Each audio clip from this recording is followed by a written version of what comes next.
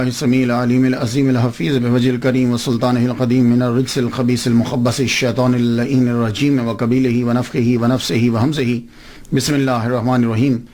تمام نبیوں کے سردار حضرت محمد صلی اللہ علیہ وآلہ وسلم اور تمام مذاہب کے سردار دین اسلام کے پیروکاروں، السلام علیکم طبتم۔ آج کی گفتگو 27ویں مرحلے میں داخل ہوئی۔ آج ان کے بارے میں گفتگو کرنا چاہتا ہوں امام المصنفین، فخر المحدثین، علامہ جلال الدین السیوطی شافعی شاذلی رحمۃ اللہ علیہ۔ مسلک ناب شافعی ہیں اور مشرباً شاذلی ہیں، اس لیے میں نے ان کی گفتگو جو ہے وہ ابو الحسن شاذلی رحمۃ اللہ علیہ کے بعد ان کی گفتگو شروع کر دی، لیکن زیادہ شواہدات جو ہیں وہ نہیں ملتے، یعنی ڈیٹیل سے جسے آپ کہہ سکتے ہیں وہ گفتگو نہیں ہے۔ البتہ انہوں نے شاذلیہ سلسلے کے اوپر ایک کتاب لکھی ہے، اس کے اندر تصوف پہ گفتگو کی ہے، اور خود ان کا خاندان جو ہے وہ تصوف سے گہرا تعلق رکھتا تھا۔ چونکہ علامہ جلال الدین السیوطی رحمۃ اللہ علیہ کی مخالفت رہی اس دور کے نام و نہاد صوفیہ سے، اس لیے لوگوں نے یہ سمجھا کہ یہ صوفی نہیں تھے، تصوف سے ان کا کوئی تعلق نہیں تھا۔ آئیے گفتگو بڑھاتے ہیں۔ سب سے پہلے جیسے ہمارا معمول ہے کہ ہم سب سے پہلے دیکھتے ہیں نام پہ تھوڑی سی گفتگو ہو جائے۔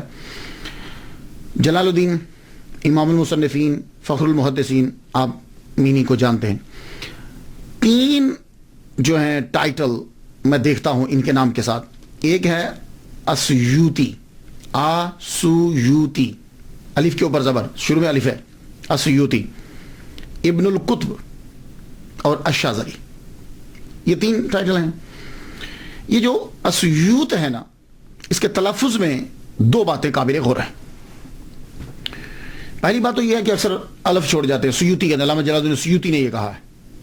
یہ اصل میں آسیوط محافظہ ہے، یعنی جس طرح ہمارے ہاں صوبہ کہتے ہیں یا ضلع کہہ لیتے ہیں، ایسے سمجھ لیجیے، مثال دے رہا ہوں۔ اس طرح ایجپٹ کے اندر یہ محافظہ ہے، یعنی صوبہ سمجھ لیجیے یا ضلع سمجھ لیجیے۔ سیوط آج بھی ہے یہ صوبہ۔ باقی کچھ لوگ سین کے اوپر جو ہیں وہ شد پڑھتے ہیں، السیوطی، یا کے اوپر بھی، لیکن میں نے جب دیکھا کہ ایجپٹ میں جب شہر ہے تو اس کا پروننسیشن کیا ہے، تو وہ کہتے ہیں السیوط، الف کے اوپر زبر، سین کے اوپر پیش، یا کے اوپر پیش، واو ساکن، سیوط۔ تو جب یہ چل رہا ہے تو ٹھیک ہے، باقی خیر آپ کی مرضی ہے۔ تو السیوط، اس میں چونکہ آپ پیدا ہوئے ہیں اس لیے السیوطی جو ہے وہ کہلائے، لیکن بولتے ہوئے ہم الف جو ہے وہ چھوڑ دیتے ہیں، حمزہ چھوڑ دیتے ہیں۔ دوسرا، آپ کے نام کے اندر ٹائٹل جو ہے وہ ابن القطب، کتابوں کا بیٹا، کتابوں کا بیٹا، سن آف بکس۔ یہ آپ کو کیوں کہا جاتا ہے؟ اس کی 2 ریزن ہیں۔ پہلا تو یہ سمجھ لیں کہ جب مضاف الیہ جو ہے وہ غیر جنس ہو تو پھر جنس باپ ہوتا ہے نا، غیر جنس تو باپ نہیں ہو سکتا۔ تو جب غیر جنس ہو تو پھر یہ ذہن نشین کر لیجئے کہ اس کا معنی، ابن کا معنی اس وقت سن نہیں کریں گے، پھر یہ ہوگا کہ اس کو سن اس لیے بول دیا جاتا ہے کہ اس کے ساتھ تعلق بڑا گہرا ہوتا ہے۔ جیسے قرآن مجید نے استعمال کیا ہے وابن السبیل، راستے کا بیٹا، تو راستہ ابا تو نہیں ہے، چونکہ وہ گھر سے چلا اور وہ مسلسل سفر کرتا رہا ہے، اور دوران سفر تعلق انسان کا راستے کے ساتھ زیادہ ہوتا ہے، اس لیے اس کو ابن السبیل کہہ دیا۔ سمجھ آ گئی؟ اسی طرح ابن الوقت کہتے ہیں، وقت کا بیٹا۔ اس کو وقت کا بیٹا کیوں کہا جاتا ہے؟ وقت اس کا ابا تو نہیں ہے، لیکن وہ وقت کے ساتھ بڑا تعلق رکھتا ہے، نہ انسانیت کے ساتھ تعلق رکھتا ہے، نہ لا کے ساتھ تعلق رکھتا ہے، وہ وقت کے ساتھ جیسا وقت ہو ویسا وہ بن جاتا ہے، تو کہتے ہیں یہ ابن الوقت ہے، ابن الوقت ہے۔ اسی طریقے سے ابن القطب جو کہا گیا ہے، اس کا مطلب یہ نہیں ہے کہ وہ اب کتابیں باپ بن گئیں اور یہ بیٹا، یعنی ان کا کتابوں سے گہرا تعلق ہے۔ اب کتابوں کے ساتھ امام المصنفین کا جو گہرا تعلق ہے وہ 2 طرح سے ہے۔ ایک تو ان کا کتابوں کے لکھنے کے لحاظ سے بڑا تعلق ہے۔ جمیل بخت نے یہ کہا ہے کہ آپ نے 576 کتب لکھی ہیں، اور ایک انگریز مصنف ہے فلوگل، اس نے یہ کہا ہے کہ آپ نے 561 کتب لکھی ہیں، اور کسی نے کہا ہے کہ 1000 کتابیں لکھی ہیں، اور ایک نے لکھا ہے کہ آپ نے 600 کتابیں لکھی ہیں۔ اس دور کے اندر، اس دور میں 1445 عیسوی میں، یہ آج کل 2013 جا رہی ہے، 1445 کی بات کر رہا ہوں، اس دور کے اندر 849 ہجری کی ہے، اور اب یہ 1434 جا رہی ہے، تو سینکڑوں سالوں کے پہلے کتابیں اتنی لکھنا بہت مشکل تھا۔ آج کے دور میں بڑی آسان ہے، وہ کیا کہ بندے بٹھا لیے جائیں، ان سے کہا جائے چلو بھائی لکھو، لکھنے کے بعد خود چیک کر لیا جائے۔ اس دور میں کتاب خود لکھی جاتی تھی، لوگ لکھتے تھے، اور علامہ جلال الدین السیوطی رحمۃ اللہ علیہ جو ہیں، ان کا تو کوئی شک کر ہی نہیں سکتا، انہوں نے تو کمرے میں بند ہو کر سب کتب لکھی، کیونکہ سارے لوگ جو ہیں وہ تقریباً مخالف تھے، گورنمنٹ بھی ان کی مخالف تھی۔ تو ایک تو یہ ہے کہ آپ کا تعلق کہ آپ نے کتب لکھی بہت زیادہ ہے۔ دوسرا تعلق کیا ہے کتابوں کے ساتھ آپ کا، کہ آپ کو ابن الکتب کیوں کہا جاتا ہے؟ اسے مصری علماء بیان کرتے ہیں۔ میں نے ڈاکٹر علی گوما سے سنا ہے، یہ مصر کے ڈاکٹر ہیں، مقرر بھی بڑے اچھے ہیں، کہنے لگے کہ آپ کو ابن الکتب اس لیے کہا جاتا ہے، کتابوں کا بیٹا، آپ کے والد گرامی بذات خود بہت بڑے عالم تھے، وہ اس یوت کے قاضی بھی رہے ہیں، شاہی امام رہے ہیں، وہ آپ علامہ تھے، صوفی تھے۔ تو آپ ایک اسٹڈی کر رہے تھے، تو گھر کے اندر دوران اسٹڈی آپ نے علامہ جلال الدین السیوطی رحمۃ اللہ علیہ کی والدہ ماجدہ سے یہ کہا کہ وہ فلاں کتاب مجھے پکڑانا۔ وہ بیچاری ان دنوں ذرا بیمار تھی، وہ کتاب لینے کے لیے جب لائبریری میں گئی تو وہیں انہیں درد ذیل ہو گئی۔ تو درد سے جب ہوئی تو اسی جگہ پہ لائبریری کے اندر ہی امام المصنفین علامہ جلال الدین السیوطی شافعی شاذلی رحمۃ اللہ علیہ کی ولادت ہو گئی۔ تو اس لیے انہیں کہا جاتا ہے ابن الکتب، کتابوں کا بچہ، یعنی ان کی ولادت لائبریری میں ہوئی۔ تو اصل میں نے آپ کو بتا دیا کہ جب مضاف الیہ جو ہے غیر جنس ہو تو پھر تعلق کی بنا پر اسے ابن کہہ دیا جاتا ہے، تو یہ ابن الکتب ہو گیا۔ شاذلی آپ کا تصوف میں جو آپ کا تعلق ہے، مصر کے اندر اگر آپ جائیں تو دو چیزیں زیادہ ملیں گی اکثریت کے ساتھ، ایک تو شوافے زیادہ ملیں گے، ایجپٹ کے اندر امام شافعی رحمہ اللہ کے پیروکار زیادہ ہے، اور دوسرا تصوف کے اندر شاذلی سلسلے کے پیروکار زیادہ ملیں گے، تو اس لیے آپ کو شاذلی بھی کہا جاتا ہے، اور آپ کے بڑے دوست جو ہیں وہ شاذلی، اور شاذلی سلسلے پہ آپ نے کتاب بھی لکھی۔ اب آ جائیے آپ کی ابتدائی کہ آپ کہاں سے آئے۔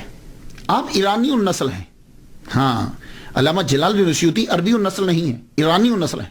آپ پہلے بغداد آئے، بغداد سے پھر ایجپٹ میں آئے، مصر میں آپ کا خاندان آیا، اور مصر کے اندر ایجپٹ میں جب آپ کا خاندان آیا تو آپ کا خاندان پڑھا لکھا خاندان تھا، شروع ہی سے تصوف میں چلے آ رہے، ولی کامل آپ کا خاندان۔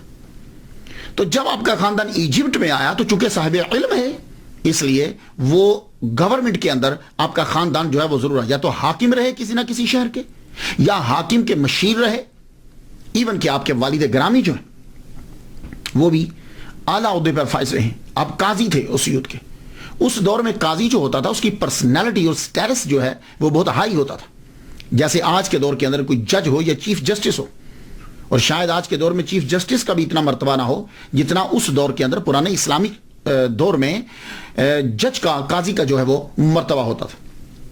اور آپ کا خاندان شروع ہی سے علم پرور ہے، اور خود بھی صاحب علم ہے۔ امام سیوطی رحمۃ اللہ لکھتے ہیں کہ میرے جد اعلیٰ شیخ حمام الدین ایک صوفی تھے، یعنی جن سے آگے نسل چلی، اور امام سیوطی کے والد گرامی شیخ ابو بکر الکمال جو امام حجر اسقلانی رحمۃ اللہ علیہ کے شاگرد ہیں، آپ مدرسہ شاخونیہ میں مدرس بھی تھے اور شہر اسیوط کے قاضی بھی تھے۔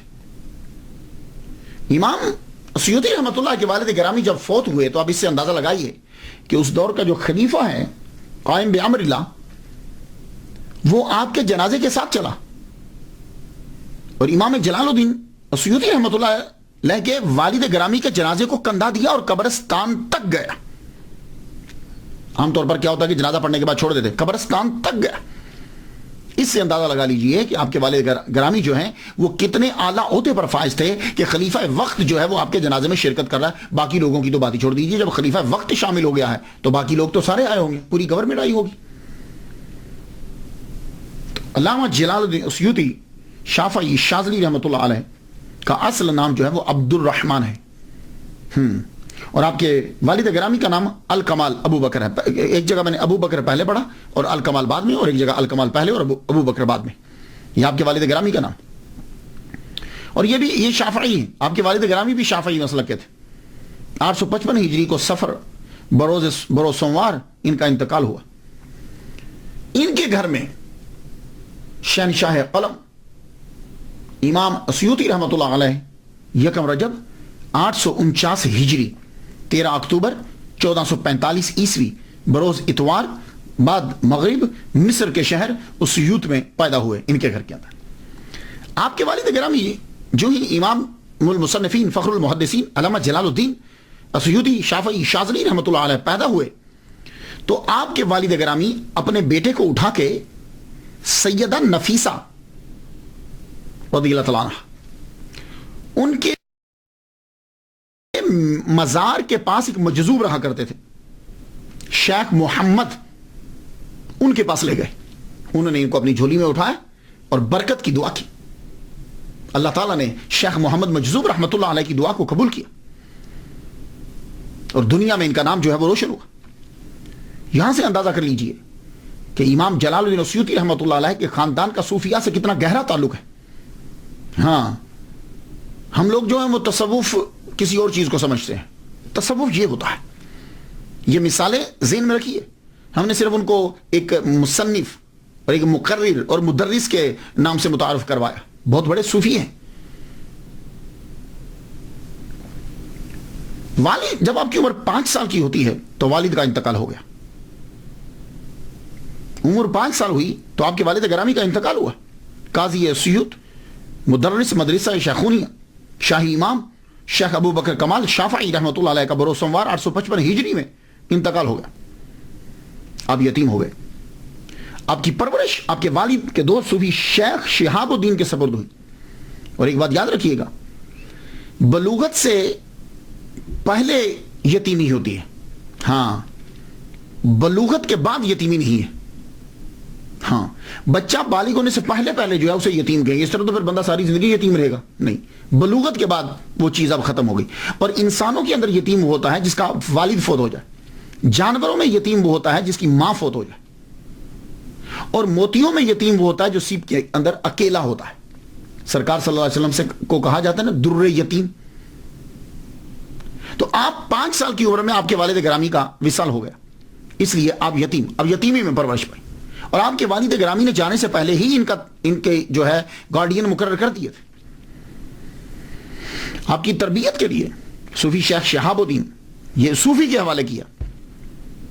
اور پھر کمال الدین ابن حمام یہ بھی حنفی ہیں، یہ حنفی ہیں، ان کے حوالے کیا. انہوں نے بھی حق ادا کر دیا بچے کی تربیت کا. میں سمجھتا ہوں کہ شاید اسی لیے امام المصنفین فخر المحدثین علامہ جلال الدین اسیوطی شافعی شاذلی رحمۃ اللہ علیہ نے امام اعظم مسلک حنفی کے اوپر بھی کتاب اسی لیے شائع لکھی.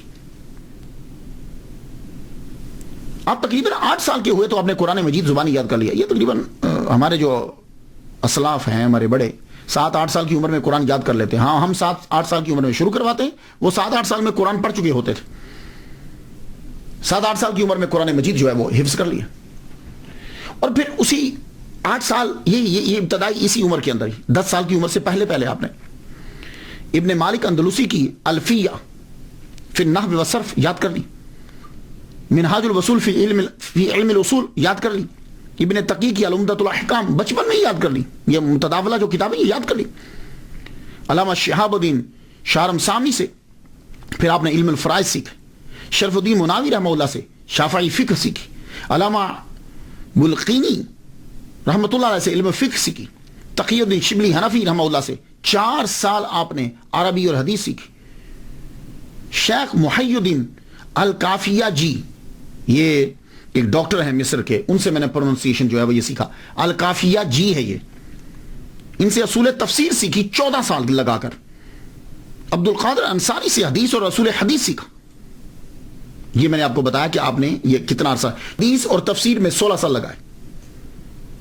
150 وقت کے جید علماء سے اور محدثین سے آپ نے علم حدیث سیکھا ہے, اور علم حدیث سے جتنے بھی ریلیٹڈ علوم ہیں وہ سیکھے.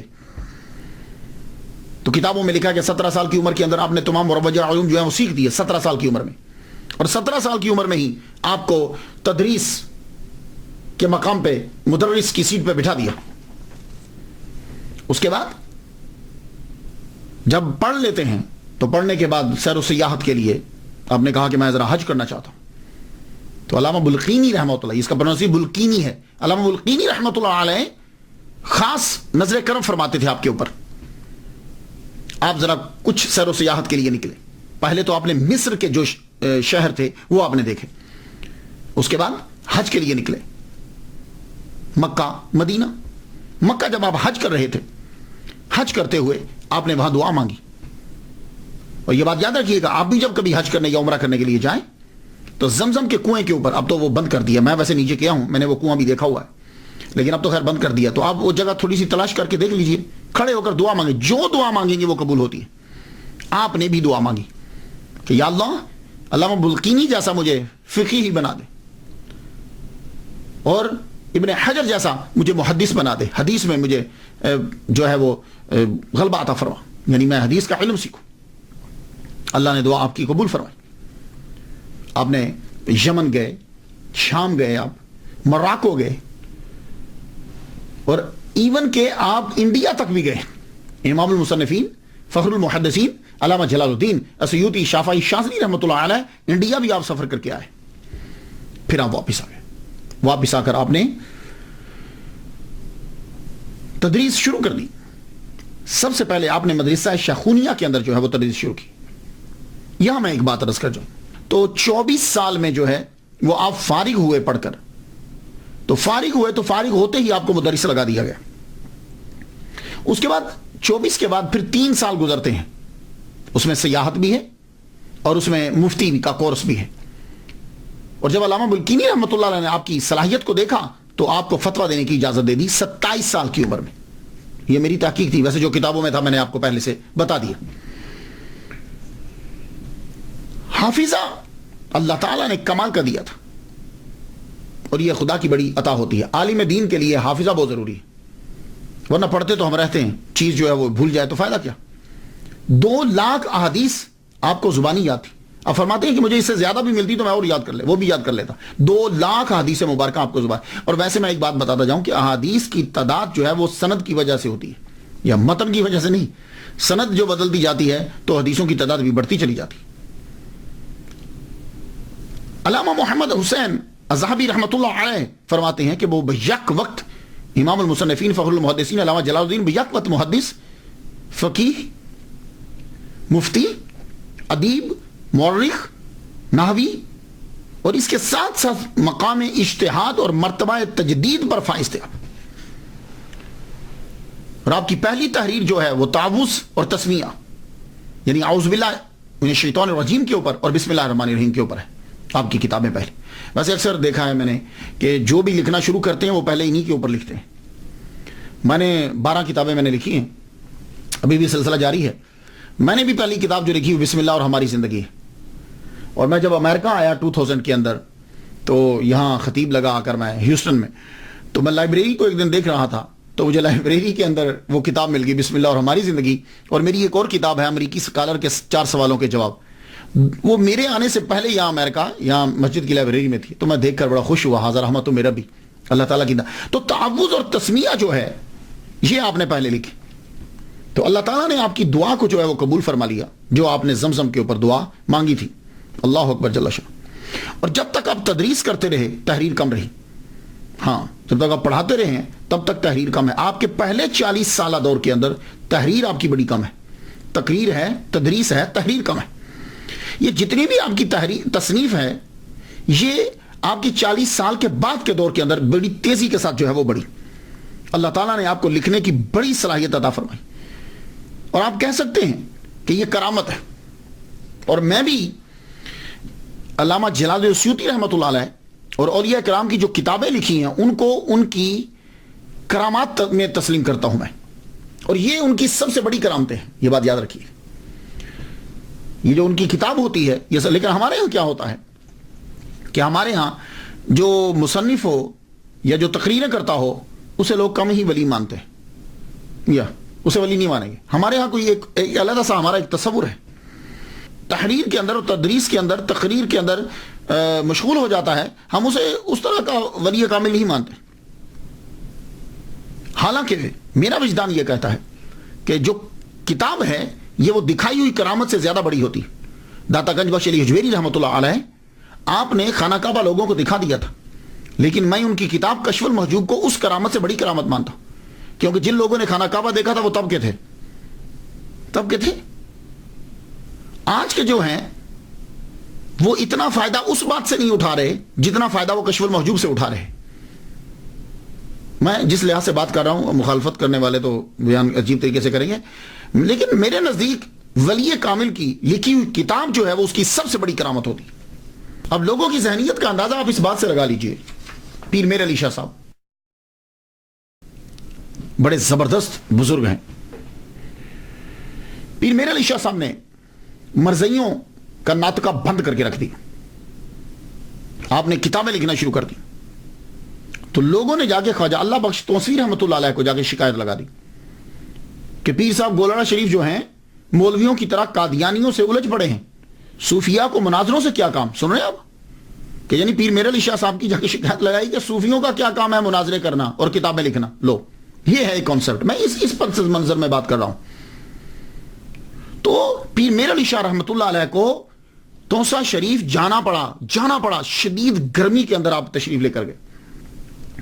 جولائی کا مہینہ تھا. جولائی کے مہینے میں شدید گرمی میں آپ توسا شریف گئے پیر میر علی شاہ صاحب. آپ جب وہاں پہنچے تو جا کر خود بتلایا. اب آپ وہ جملے میں آپ کی نظر کرتا ہوں، سن لیجیے. دوران گفتگو عرض کیا حضور میں مناظرہ کرنے میں معذور ہوں. حضور جس طرح مرزائی دلائل دیتے ہیں، اگر کوئی صاحب علم تردید کر سکے تو مجھے مناظرہ کرنے کی ضرورت ہی نہیں. اگر مسلمان ہی نہ رہیں گے، اب یہ جملہ سننا پیر میر علی شاہ صاحب نے کیا کہا، اگر مسلمان ہی نہ رہیں گے تو صوفیاء کرام تصوف کی تعلیم کیسے دیں گے؟ تو تقریر اور کتاب بہت ضروری ہے.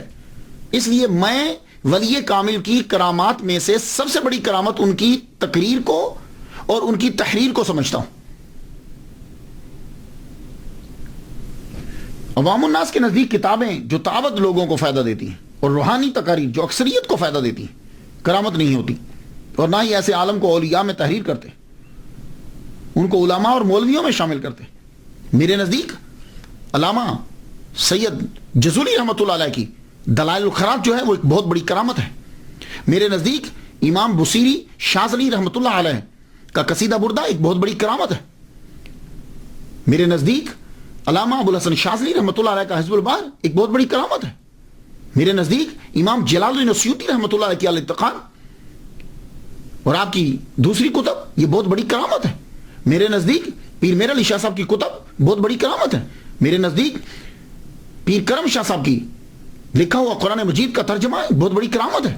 میرے نزدیک تفسیر نعیمی مفتی احمد یار خان نعیمی رحمۃ اللہ علیہ ان کی یہ کتاب تفسیر نعیمی بہت بڑی ان کی کرامت ہے. یہ بات یاد رکھیے گا.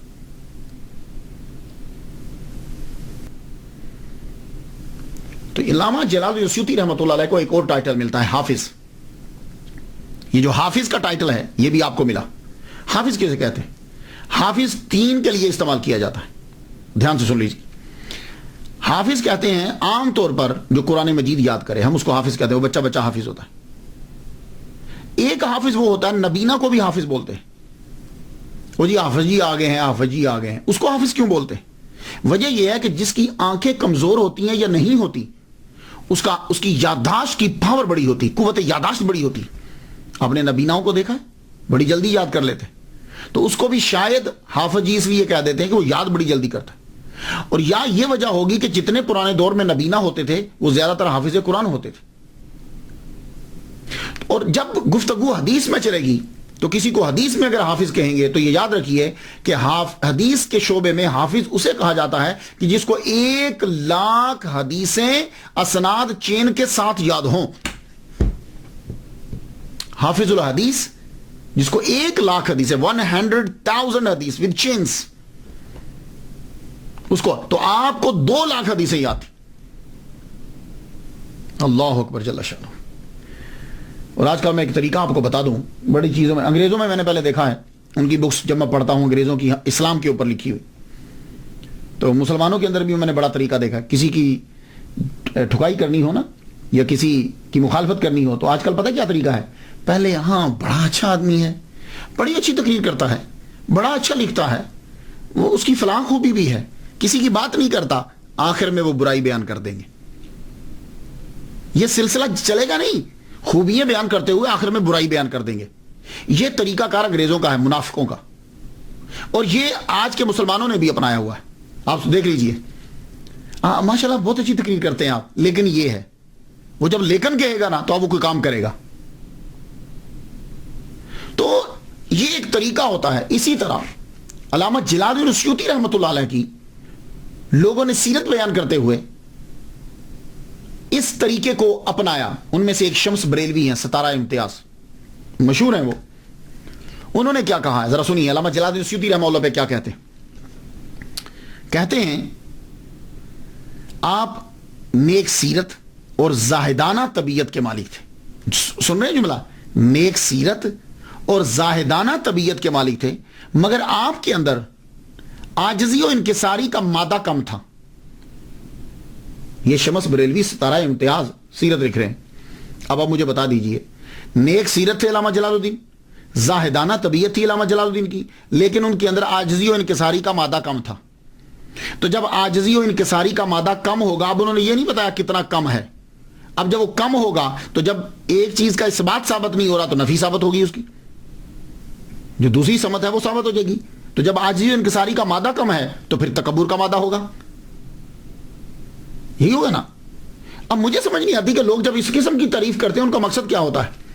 10 صفات کسی کی گنوا کر آخر میں اگر تم اس کی توہین کر رہے ہو, کوئی خامی بیان کر رہے ہو, تو یہ اسی طرح ہی ہے کہ کسی آدمی کو دودھ کا بھرا ہوا پیالہ دیا جائے, بیچ میں ایک مینگنی ڈال دی جائے, آخر میں وہ بکری کی مینگنی, بکری کا دودھ کا پیالہ بھرا دے دیا جائے, اور آخر میں ایک مینگنی ڈال دی جائے, لے لیجیے جی پیالہ بہت اچھا ہے, دودھ بڑا اچھا ہے, بیچ میں مینگنی تھی, کون پیے گا بھائی؟ یہ کیا طریقہ ہے؟ یہ آج کل طریقہ ہوتا ہے کہ اپنی بھڑاس نکالنے کا اور بتانے کا کہ ہمارے پاس بڑا علم ہے. علامہ جلال الدین السیوطی رحمۃ اللہ علیہ کے بارے میں جب یہ کہا جائے گا کہ آپ کے اندر عاجزی و انکساری کا مادہ کم ہے, تو میں یہ پوچھنا چاہوں گا کہ جن کے اندر عاجزی و انکساری کا مادہ کم ہے ان کے اندر تکبر ہے, تو کیا تکبر والے آدمی کو محمد مصطفیٰ صلی اللہ علیہ وسلم نے جاگتے ہوئے 70 مرتبہ اپنی زیارت کروائی ہے؟ خدا کا خوف کیا کرو یار. جب بزرگوں کی بات کوئی بیان کرنے لگو تو اچھی چیزیں بہت ساری ہوتی ہیں, بہت اچھی چیزیں ہیں, ان کو بیان کرو. انور شاہ کاشمیری نے یہ بیان کیا ہے, 20 سے زائد مرتبہ جاگتے ہوئے حضور صلی اللہ علیہ وسلم کا دیدار ہوا ہے. تو جس میں عاجزی و انکساری کا مادہ کم ہے, جو استادوں کا مذاق اڑاتا ہے, جو اساتذہ کو اپنے سے کم سمجھتا ہے, حضور اس کو دیدار کروائیں گے. کیا کہنے, مزہ تو آیا نا سیرت بیان کرنے کا. اور اعتراض کیا ہوگا؟ وہ ایک واقعہ ہے, اب پتہ نہیں اس میں اندر سچائی کتنی ہے اس واقعے کے اندر, میں نہیں جانتا, کیونکہ اولیاء کرام اور ان کے بارے میں جب واقعات بیان کیے گئے ہیں اس کی اتنی جانچ پڑتال نہیں ہوئی جتنی احادیث کے اوپر جانچ پڑتال ہوئی ہے, اتنی ان پہ نہیں ہوئی. جی وہ کستلانی جو تھے شہاب الدین, انہوں نے ان کی کتابوں سے چرا کے جو ہے نا وہ مواہب الدنیا والے معافی مانگنے کے لیے آئے. تو جب معافی مانگنے کے لیے آئے, یہ اندر بیٹھے ہوئے تھے, انہوں نے دروازہ کھٹکھٹایا تو کہا جی میں کستلانی ہوں تو مجھے معاف کر دیجیے. آپ نے کہا جاؤ, میں نے معاف کیا, دروازہ نہیں کھولا, تو پتہ چلا آپ میں تکبر بڑا ہے. میری بات سمجھ رہے آپ بھائی؟ اس سے کہاں سے اب ذرا پوری بات سنیے گا, میں آپ کو بتلاتا ہوں. علامہ جلال الدین السیوطی رحمۃ اللہ علیہ, آپ کے پاس امام بائہقی رحمۃ اللہ علیہ کی کتب تھی. صرف آپ تھے ایجپٹ کے اندر کہ جن کے پاس ان کی کتب تھی. آپ نے ان سے لکھ کر آپ نے ٹاپک بنایا حضور کی سیرت کا. کستلانی نے مواہب الدنیا کے اندر علامہ جلال الدین السیوطی کا نام لکھے بغیر ڈائریکٹ لکھ دیا, امام بائہقی کا حوالہ دے دیا. آپ نے پوچھا کہ آپ نے کیوں لکھا ہے یہ کستلانی جو ہیں یہ 2 سال چھوٹے ہیں ان سے. ایک بات، ایک تو امام جلال الدین السیوطی رحمہ اللہ سے چھوٹے ہیں، ٹھیک ہے. دوسری بات، امام جلال الدین السیوطی کی کتب پڑھنے والے ہیں، ٹھیک ہے. اور جو کتاب پڑھنے والا ہو یا ڈائریکٹ پڑھنے والا، دونوں شاگرد ہوتے ہیں. تو گویا کہ امام جلال الدین السیوطی قسطلانی کے استاد ہوئے، رائٹ. اچھا، تیسری بات کہ آپ کا نام لیے بغیر آپ کا چرا کر اپنی کتابوں میں لکھ رہے ہیں، یہ مسٹیک ہے، ٹھیک ہے. اور آج بھی یہ جرم ہے. عدالت کے اندر یہ ثابت ہو گیا اور آپ نے یہ اقرار بھی کر لیا. تو امام جلال الدین السیوطی رحمہ اللہ نے کہا کہ بھائی تم میرا نام لکھ دیتے، میں تمہیں تھوڑی منع کرتا، میرا نام لکھ دیتے، اس کا تمہیں فائدہ ہوتا. ایک تو پتہ چل جاتا کہ عبارت پکی ہے، پختہ ہے. دوسرا، آپ کے پاس یہ کتابیں ہی نہیں ہیں تو سرقہ کا الزام آپ کے اوپر نہ لگتا. اب وہاں سے چلے گئے. جب چلے گئے تو ایک دم خیال آیا، قسطلانی رحمہ اللہ کو خیال آیا، یار یہ بات میرے من میں کھٹکتی رہے گی. سر سے پگڑی اتاری، پاؤں سے جوتا اتارا، سیدھا ننگے سر اور ننگے پاؤں، بڑے علامہ ہیں بھائی. امام جلال الدین السیوطی رحمۃ اللہ کے گھر چلے گئے. دروازہ کھٹکھٹایا. کون؟ میں قسطلانی ہوں، احمد ہوں. احمد آپ کا نام تھا. میں احمد ہوں، میں ننگے سر اور ننگے پاؤں آیا ہوں آپ سے معافی مانگنے کے لیے. ہوئے ہوئے ہوئے، ننگے سر ننگے پاؤں. تو امام اندر بیٹھے ہوئے تھے. آپ نے کہا جاؤ، میں نے معاف کر دیا لیکن میں باہر نہیں آؤں گا. جانتے ہو کیوں؟ یہ عاجزی و انکساری کے مادے کی کمی کی وجہ سے نہیں ہے. آپ نے کبھی سادات کو دیکھا؟ آپ نے کبھی بڑے لوگوں کو دیکھا ہے کہ وہ جب کسی کو دیتے ہیں تو اپنی نظر جھکا کے پھر دیتے ہیں؟ جائیے جا کے سادات کو دیکھ لیجیے، امام زین العابدین کو دیکھ لیجیے، امام جعفر صادق کو دیکھ لیجیے. یہ سادات کو جا کے دیکھیے، جب یہ دیتے تھے خیرات، امام حسین کو دیکھ لیجیے، جب خیرات دیتے تھے تو اپنی آنکھ نیچے کر لیتے تھے. کیوں؟ اس لیے کہ جو لینے والا ہے وہ سائل ہے. جب وہ لے رہا ہوگا تو اس کے چہرے پہ ندامت ہوگی، اور وہ ندامت ہم دیکھنا نہیں چاہتے، تو یہ سر کو جھکا لیتے تھے. یار اتنا بڑا امام کہ جس کو حضور صلی اللہ علیہ وسلم 70 مرتبہ سامنے جاگتے ہوئے دیدار کروا رہے ہیں، کیا وہ شیخ کی ندامت کو دیکھ پاتے کہ جو ننگے سر اور ننگے پاؤں آئے ہیں؟ نہیں. یہ عاجزی و انکساری نہیں، شرافت کا اعلیٰ مقام ہے. کہنے لگے میں نے آپ کو معاف کیا. تو امام جھوٹ نہیں بول سکتے. تو کہا میں نے آپ کو معاف کیا، لیکن آپ کہہ رہے ہو کہ میں ننگے سر اور ننگے پاؤں آیا ہوں، میں آپ کی یہ کیفیت نہیں دیکھ سکتا. جائیے، میں نے آپ کو معاف کیا. اس میں کون سا عاجزی و انکساری کا مادہ کم ہوا بھائی؟ اسی طرح آپ نے جو کہا کہ میرے اساتذہ نے وہ نہیں لکھا جو میں لکھ رہا ہوں، اس میں تکبر نہیں ہے، تحدیث نعمت ہے. بہت سے ایسے ہیں کہ جنہوں نے کہا کہ ہمارے اساتذہ نے ایسا نہیں لکھا.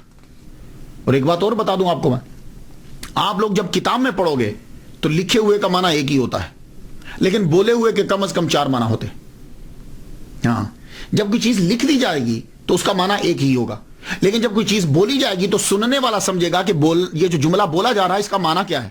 جیسے میں اگر کہوں تم جا رہے ہو، اب اس کے 4 معنی ہیں. تم جا رہے ہو، یہ 4 معنی بنیں گے. تم جا رہے ہو، کوشچن. تم جا رہے ہو، خبر. تم جا رہے ہو، آرڈر. تم جا رہے ہو، تنزیہ. تو ایک ہی جملہ جو ہے اس کے 4 میننگ بن سکتے ہیں کہ خبر دی جا رہی ہے، طنز کی جا رہی ہے، پوچھا جا رہا ہے یا حکم دیا جا رہا ہے. تو علامہ جلال الدین السیوطی رحمۃ اللہ علیہ نے جب اس جملے کو بولا تو لکھا ہوئے کو ہم نہیں سمجھ سکتے. تو اس لیے علامہ جلال الدین السیوطی رحمہ اللہ، اگر آپ یہ لوگ تسلیم کرتے ہو کہ 70 مرتبہ ان کو زیارت ہوئی ہے، تو پھر میں ہرگز یہ تسلیم نہیں کروں گا کہ ان کے اندر عاجزی و انکساری کا مادہ کم تھا اور وہ اپنے اساتذہ کے بے ادب تھے. میں یہ تسلیم ہرگز نہیں کروں، کیونکہ حضور پاک صلی اللہ علیہ وسلم اور اللہ ایسے بندوں پہ نظر کرم فرماتا ہی نہیں.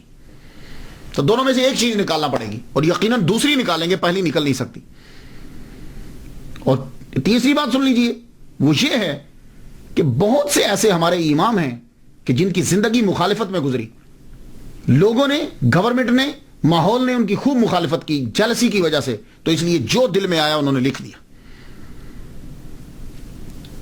مصر کے تمام علماء کرام اس بات پر متفق ہیں کہ آپ درجہ اجتہاد پر فائز تھے.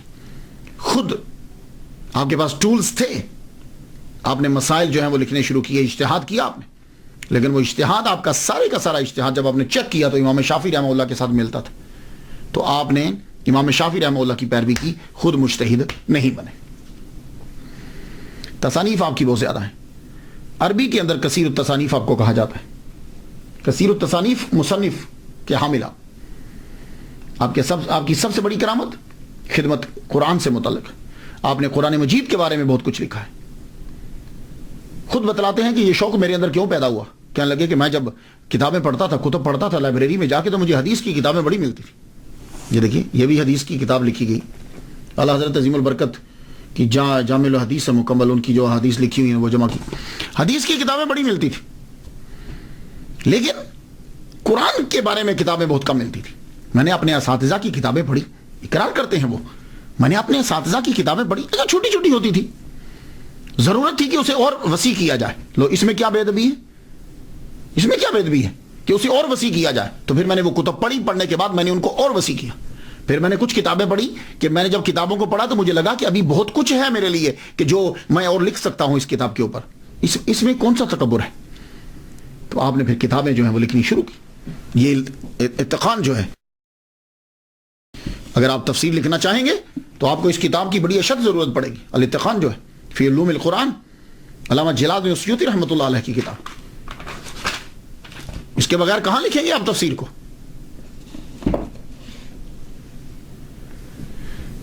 تفسیر جلالین زبردست, یہ آپ کی بہت بڑی کرامت ہے. جلال الدین محلی رحمۃ اللہ علیہ نے اسے لکھا.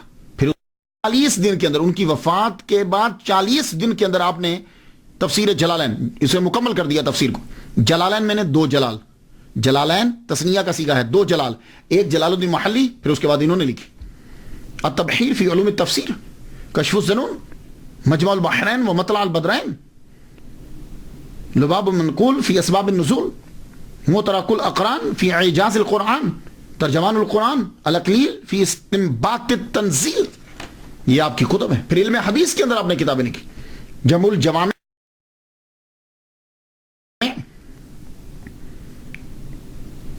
اظہر المتناصرہ فی الاحادیث المتواترہ.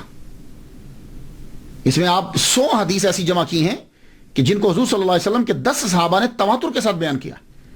شارح بھی آپ غضب کے تھے. مسلم شریف چھوڑ کر بخاری, ترمذی, نسائی, ابن ماجہ, موطا, اس کی شروعات آپ نے لکھی. اور حضور صلی اللہ علیہ وسلم سے عشق بھی آپ کو کمال درجے کا تھا. اور یہ عشق کا نتیجہ ہے کہ سرکار نے آپ کو دیدار کروایا. اور اس عشق کی مثال آپ نے کیا دی, اس کا اظہار کس طرح کیا کہ حضور صلی اللہ علیہ وآلہ وسلم کے ماں باپ کے اوپر اعتراضات آج تک ہوتے ہیں. حضور صلی اللہ علیہ وسلم کے ماں باپ, حضور کی والدہ ماجدہ کی قبر بالکل مسمار کر دی گئی. اس کے اوپر کبھی روڑی پھینک دیتے ہیں, کبھی اس کو بالکل مٹا دیتے ہیں. آپ نے 6 رسالے حضور صلی اللہ علیہ وسلم کے ماں باپ کے ایمان پر لکھے. اللہ اکبر, یہ ہے عشق. اور میرا وجدان یہ کہتا ہے کہ جتنا آپ نے لکھا ہے آپ ہی ہیں جنہوں نے لکھا ہے. حضور صلی اللہ علیہ وسلم کی والدہ ماجدہ کے اوپر بہت کم لکھا گیا. 1993 کے اندر میں نے عرس آمنہ, ایسے ہی کوئی اشارہ یا القاء ہوا 10 اپریل کا, مجھے 1993 سے میں نے شروع کیا حضرت آمنہ رضی اللہ تعالی عنہا کا عرس. اور آج بھی, یہ آج 10 اپریل ہے, 10 اپریل کو پاکستان کے اندر کئی جگہ پہ عرس جو ہے وہ ہو چکا ہے.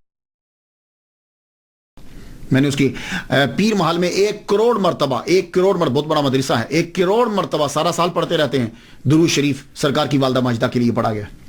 اسی طرح گجرات کے اندر بھی ہوا ہے. علامہ حنیف جلال پوری صاحب نے جو ہے وہ بہت بڑا عرس کیا. میرے والد گرامی کے مزار پر جو ہے سید طالب حسین شاہ رحمۃ اللہ علیہ, ان کے مزار پر جو بہت بڑا کل جلسہ ہوا ہے. تو اب یہ آہستہ آہستہ یہ پھیلتا جا رہا ہے. میرے والد گرامی کے مزار پر تو یہ درود شریف میں نے خود لکھوایا, لکھو اللہم صلی علی سیدنا محمد و آبا و محمد و آل محمد و صحاب محمد و بارک وسلم. میں نے کتاب جب لکھی, میں نے پڑھا ان کو, پھر اس کے بعد میں نے ایک کتاب لکھی, کتاب کا نام ماں ہے, وہ اس کو میں ڈیڈیکیٹ جو ہے وہ میں نے کیا سرکار کی والدہ محترمہ کو. اور میں نے الحاوی للفتاوی علامہ جلال الدین السیوطی رحمۃ اللہ علیہ, اس کے اندر ایک حدیث مبارکہ لکھی ہے کہ حضور فرماتے ہیں کہ میں عشاء کی نماز پڑھ رہا ہوں اور میں فاتحہ پڑھ چکوں, میری والدہ مجھے آواز دیتی تو میں فاتحہ روک کے, نماز روک کے پہلے ماں کی بات سنتا, پھر میں آ کے نماز پڑھتا. تو میں نے اس سے لکھا کہ حضور کتنا ادب کرتے ہیں کہ حضور کے لیے ان کی والدہ, اللہ کے بعد ان کی والدہ ان کے لیے درجہ رکھتی. تو ایک مولوی نے میرے خلاف کتاب لکھ دی, کفر کا فتویٰ دے دیا, کتاب لکھ دی, ایک بندے کو بھیج دیا مجھے قتل کرنے کے لیے بھی. تو بعد میں کیا ہوا, کچھ ہی عرصہ کے بعد وہ مولوی جا رہا ہے، کالے کتے نے اس پر حملہ کیا اور وہ شخص جوانی کے اندر ہی مر گیا۔ اور جن جن لوگوں نے سرکار کی والدہ محترمہ کا احترام کیا اور دن منایا، اللہ تعالیٰ نے ان کو نوازا۔ امام جلال الدین سیوطی رحمۃ اللہ علیہ زندہ مثال ہے آپ کے سامنے، 70 مرتبہ حضور صلی اللہ علیہ وسلم نے ان کو دیدار کروایا ہے۔ کیوں؟ انہوں نے حضور صلی اللہ علیہ وسلم کی والدہ محترمہ اور حضور کے والد گرامی کے لیے کتابیں لکھی ہیں کہ وہ مومن تھے۔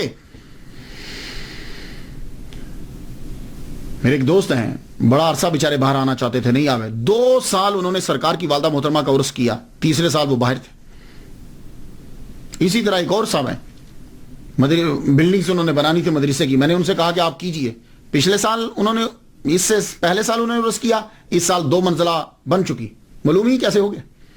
تو آپ بھی 10 اپریل کو سرکار صلی اللہ علیہ وسلم کی والدہ محترمہ کے لیے ضروری اصالہ ثواب کیا کریں۔ میں تو ہر سال، یہ میں تحدیث نعمت کے لیے بتا رہا ہوں، ہزار رحمت میرے بھی، ہر سال سرکار کی والدہ کے نام کی ایک قربانی جو ہے وہ عید الاضحیٰ پہ میں کرتا ہوں۔ اگر سرکار کی والدہ مسلمان نہیں ہے نا، تو دنیا میں کوئی مائی کا لال مسلمان نہیں ہے۔ مخدومہ کائنات، ماؤں کی جائے پناہ حضرت آمینہ رضی اللہ تعالیٰ عنہ۔ تو اس لیے آپ لوگ جو ہو وہ ضرور احترام کیجیے، پھر دیکھیے کتنی برکتیں اور رحمتیں نازل ہوتی۔ محمد صلی اللہ علیہ وسلم کو اپنی والدہ سے بڑا پیار ہے۔ تو حضرت آمینہ رضی اللہ تعالیٰ عنہ، ان کے بارے میں کتب جو ہیں وہ انہوں نے لکھی۔ امام المصنفین علامہ جلال الدین سیوطی رحمۃ اللہ علیہ تعصب سے پاک۔ ہوتا کیا ہے کہ تعصب جو ہے یہ بڑھتا رہتا ہے جیلسی کی وجہ سے، لیکن آپ خود شافعی ہیں، لیکن امام اعظم نعمان بن ثابت رحمۃ اللہ علیہ پر بھی آپ نے کتاب لکھی، ان کی شان میں بھی۔ اسی طرح امام اعظم نعمان بن ثابت رحمۃ اللہ علیہ کے دوست امام مالک رحمۃ اللہ علیہ، مالکی فقہ کے جو بانی ہیں، ان کی شان میں بھی انہوں نے کتاب لکھی۔ تو تعصب سے بالکل جو ہے وہ ٹوٹلی پاک۔ میرے سامنے تقریباً لسٹ جو اندر پڑی، میں جو اسٹڈی کر رہا تھا تقریباً 200 کتب ہیں، لیکن اب میں کتابوں کے اوپر گفتگو کرنا شروع کر دوں گا تو آپ کے لیے تو خیر اتنا، ہاں کوئی اسٹوڈنٹ آپ میں ہو تو پھر اس کے لیے ہے کہ وہ جا کے تلاش کر سکتا ہے، اس کو خیر مل بھی جائیں گی۔ تفسیر، تقریر، تدریس، حدیث، قرآن، ایمان، جسم و جان، جن و انسان، کوئی ایسا ٹاپک نہیں جس کو اس ہستی نے ٹچ نہ کیا ہو۔ ہر آدمی کو کسی نہ کسی طرح۔ واعظین ہیں، انیس الجلیس بہترین کتاب ہے۔ تصوف کے اوپر شاذلیہ طریقہ کی بڑی تفسیر کی آپ نے۔ دنیا میں جب کوئی آتا ہے تو آخر اسے جانا بھی ہوتا ہے۔ امام المصنفین فخر المحدثین علامہ جلال الدین السیوطی شافعی شاذلی رحمۃ اللہ علیہ۔ آپ کو بیبرس خانقاہ جو ہے، مسجد جو ہے، اس کے ساتھ خانقاہ تھی بیبرسیہ، اس کی خانقاہ کا منتظم اعلیٰ بنا دیا گیا، ہیڈ بنا دیا گیا۔ تو وہ خانقاہ آپ سمجھتے ہیں نا، خانقاہ میں زیادہ صوفیہ کرام رہتے ہیں۔ آپ جب گئے تو آپ نے صوفیہ کو دیکھا، صوفی تو آپ بھی تھے، دیکھا اتنا خرچہ، ماہانہ وظیفے اعلیٰ، سب کو اکٹھا کر کے کہا دیکھو تم لوگ خود کو صوفیہ کہلواتے ہو، خرچے تمہارے عمر جتنے ہیں۔ آج دیکھو صوفیہ کے اندر اور تصوف کے اندر ہم نے بھی پڑھا ہے، تصوف کے اندر اس طرح کی عیاشی نہیں ہوتی۔ صوفیہ کرام تو توکل اسی چیز میں رہتے ہیں، اور تم لوگوں کے اتنے ماہانہ وظائف اور اتنی تنخواہیں، آپ نے ان کے ماہانہ وظائف کم کر دیے، خرچہ کم کر دیا۔ اس کا نتیجہ کیا نکلا؟ خانقاہ کے سارے صوفیہ جو اندر رہتے تھے نام و نہاد وہ سب آپ کے دشمن ہو گئے، اور آپ کے والد گرامی کا ایک دوست تھا وہ سب سے بڑا آپ کا دشمن ہوا، اور اتنی دشمنی بڑی کہ بغاوت تک بات چل رہی، اور انہوں نے ایک بندے کو پیسے دے کے مقرر کیا کہ امام جلال الدین سیوطی کو قتل کر دیا جائے۔ آپ پر وہ شخص چاقو لے کے حملہ کرنے لگا کہ پیچھے سے کسی نے دیکھ لیا، شور کیا تو وہ بھاگ گیا، لیکن آپ کے اوپر اتنے جھوٹے مقدمات عدالت کے اندر پیش کیے گئے، اتنی سٹوریز بنائی گئی، آپ کو پولیس نے اریسٹ کر لیا۔ جب پولیس نے اریسٹ کیا 23 سال تک آپ المنچل میں، جسے آج کل روزۃ المقدس کہتے ہیں، 23 سال تک آپ نے چلا کاٹا۔ اتنا بڑا چلا ہوگا کسی کا؟ امام جلال الدین سیوطی رحمہ اللہ کو صوفی نہیں مانتے؟ 23 سال تک پھر آپ نے خود کو کمرے میں بند کر لیا، لوگوں سے ملاقات بہت بہت بہت ہی کم، تحائف لینے چھوڑ دیے۔ کوئی آتا جی میں تحفہ لے کر آیا، فرمان لگے۔ جن لوگوں کو یہی نہیں معلوم کہ عالم اور عارف اور جاہل صوفیہ میں فرق کیا ہے، ایسی قوم کے تحائف کو کیا لینا؟ طائف پر. لیکن اس 23 سال کے اندر 22 سال کے اندر آپ نے بہت لکھا, خوب لکھا, اور سب سے زیادہ اسی عرصے میں جو ہے وہ لکھا ہے. پھر آپ کے ہاتھ کے اوپر ایک معمولی سا ورم ہو گیا. تو جمعۃ المبارک کی شب 19 جمادی الاولیٰ 9/11 ہجری آپ نے وصال فرمایا. روزہ دیکھ لیجئے. لیکن میں بڑا حیران ہوتا ہوں, روزہ ان کا جو ہے وہ بڑا بسیدہ سا ہے, تالا بھی بڑا کم دیر کھلتا ہے. کوئی لوگ جاتے ہیں,